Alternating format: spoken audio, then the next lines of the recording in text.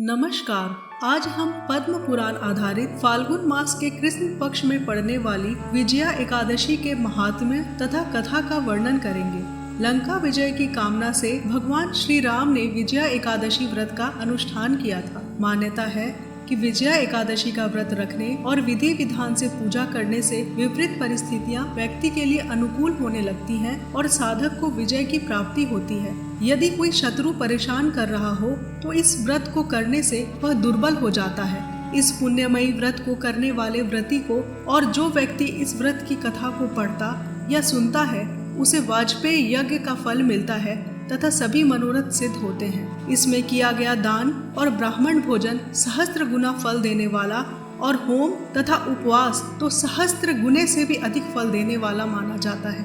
इस व्रत की पूजा विधि की जानकारी कथा के अंदर ही मिल जाती है। तो आइए भक्ति पूर्वक श्री गणेश जी का ध्यान कर इस व्रत कथा की शुरुआत करते हैं। प्रेम से बोलिए श्री गणेश भगवान की जय, श्री हरि विष्णु भगवान की जय, सभी देवी देवताओं की जय। युधिष्ठिर ने पूछा, वासुदेव, फाल्गुन के कृष्ण पक्ष में किस नाम की एकादशी होती है, कृपा करके बताइए। भगवान श्री कृष्ण बोले, युधिष्ठिर, एक बार नारद जी ने कमल के आसन पर विराजमान होने वाले ब्रह्मा जी से प्रश्न किया, सुरश्रेष्ठ, फाल्गुन के कृष्ण पक्ष में जो विजया नाम की एकादशी होती है, कृपा उसके पुण्य का वर्णन कीजिए। ब्रह्मा जी ने कहा, नारद सुनो, मैं एक उत्तम कथा सुनाता हूँ जो पापों का अपहरण करने वाली है। यह व्रत बहुत ही प्राचीन, पवित्र और पापनाशक है। यह विजया नाम की एकादशी राजाओं को विजय प्रदान करती है, इसमें तनिक भी संदेह नहीं है। पूर्व काल की बात है, भगवान श्री राम जी 14 वर्षों के लिए वन में गए और वहाँ पंचवटी में सीता तथा लक्ष्मण के साथ रहने लगे। वहाँ रहते समय रावण ने चपलतावश श्री राम की तपस्विनी पत्नी सीता को हर लिया। उस दुख से श्री राम व्याकुल हो उठे। उस समय सीता जी की खोज करते हुए वे वन में घूमने लगे। कुछ दूर जाने पर उन्हें जटायु मिले, जिनकी आयु समाप्त हो चुकी थी। इसके बाद उन्होंने वन के भीतर कबंध नामक राक्षस का वध किया। फिर सुग्रीव के साथ उनकी मित्रता हुई। तत्पश्चात श्री राम के लिए वानरों की सेना एकत्रित हुई। हनुमान जी ने लंका के उद्यान में जाकर सीता जी का दर्शन किया और उन्हें राम की चिन्ह स्वरूप मुद्रिका प्रदान की। वहां से लौटकर वे श्री राम जी से मिले और लंका का सारा समाचार उनसे निवेदन किया। हनुमान जी की बात सुनकर श्री राम ने सुग्रीव की अनुमति से लंका को प्रस्थान करने का विचार किया और समुद्र के किनारे पहुंचकर उन्होंने लक्ष्मण से कहा, सुमित्रा नंदन, किस पुण्य से इस समुद्र को पार किया जा सकता है?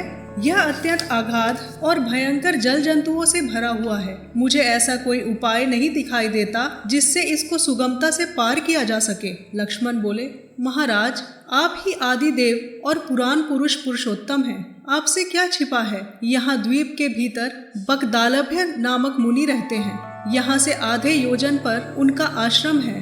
रघुनंदन, उन प्राचीन मुनीश्वर के पास जाकर उन्हीं से इसका उपाय पूछिए। लक्ष्मण की यह अत्यंत सुंदर बात सुनकर श्री राम जी महामुनि बकदालभ्य से मिलने के लिए गए। वहां पहुंचकर उन्होंने मस्तक झुकाकर मुनि को प्रणाम किया। मुनि उनको देखते ही पहचान गए कि ये पुराण पुरुषोत्तम श्री राम हैं, जो किसी कारणवश मानव शरीर में अवतीर्ण हुए हैं। उनके आने से महर्षि को बड़ी प्रसन्नता हुई। उन्होंने पूछा, श्री राम, आपका कैसे आगमन हुआ? श्री राम बोले, ब्राह्मण, आपकी कृपा से राक्षसों सहित लंका को जीतने के लिए सेना के साथ समुद्र के किनारे आया हूँ। मुने, अब जिस प्रकार समुद्र पार किया जा सके वह उपाय बतलाइए, मुझ पर कृपा कीजिए। बकदालभ्य ने कहा, श्री राम, फाल्गुन के कृष्ण पक्ष में जो विजया नाम की एकादशी होती है, उसका व्रत करने से आपकी विजय होगी। निश्चय ही आप अपनी वानर सेना के साथ समुद्र को पार कर लेंगे। राजन, अब इस व्रत की फलदायक विधि सुनिए। दशमी का दिन आने पर एक कलश स्थापित करें। वह सोने, चांदी, तांबे अथवा मिट्टी का भी हो सकता है।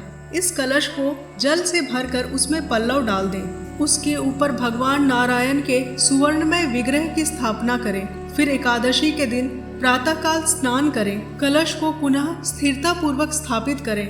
माला, चंदन, सुपारी तथा नारियल आदि के द्वारा विशेष रूप से उसका पूजन करें। कलश के ऊपर सप्त धान्य और जौ रखें। गंध, धूप, दीप और भांति भांति के नैवेद्य से पूजन करें। कलश के सामने बैठकर वह सारा दिन उत्तम कथा वार्ता आदि के द्वारा व्यतीत करे और रात में भी वहाँ जागरण करे। अखंड व्रत की सिद्धि के लिए घी का दीपक जलाएं। फिर द्वादशी के दिन सूर्योदय होने पर उस कलश को किसी जलाशय के समीप नदी, झरने या पोखरे के तट पर जाकर स्थापित करें और उसका विधिवत पूजा करके देव प्रतिभा सहित उस कलश को वेद वेता ब्राह्मण के लिए दान कर दें। महाराज, कलश के साथ ही और भी बड़े बड़े दान देने चाहिए। श्री राम, आप अपने युद्धपतियों के साथ इसी विधि से प्रयत्न पूर्वक विजया का व्रत कीजिए, इससे आपकी विजय होगी। ब्रह्मा जी कहते हैं, नारद, यह सुनकर श्री राम जी ने मुनि के कथानुसार उस समय विजया एकादशी का व्रत किया। उस व्रत के करने से श्री राम जी विजय हुए। उन्होंने संग्राम में रावण को मारा, लंका पर विजय पाई और सीता को प्राप्त किया। जो मनुष्य इस विधि से व्रत करते हैं उन्हें इस लोक में विजय प्राप्त होती है और उनका परलोक भी अक्षय बना रहता है। भगवान श्री कृष्ण कहते हैं, युधिष्ठिर, इसी कारण विजया एकादशी का व्रत करना चाहिए। इस प्रसंग को पढ़ने और सुनने से वाजपेयी यज्ञ का फल प्राप्त होता है। इति श्री फाल्गुन मास कृष्ण पक्ष विजया एकादशी कथा समाप्त। प्रेम से बोलिए श्री विष्णु भगवान की जय। श्री हरि विष्णु आपके और आपके परिवार की सदा रक्षा करें। अगर आपको यह कथा पसंद आई हो तो कृपया मेरे चैनल को सब्सक्राइब जरूर करें।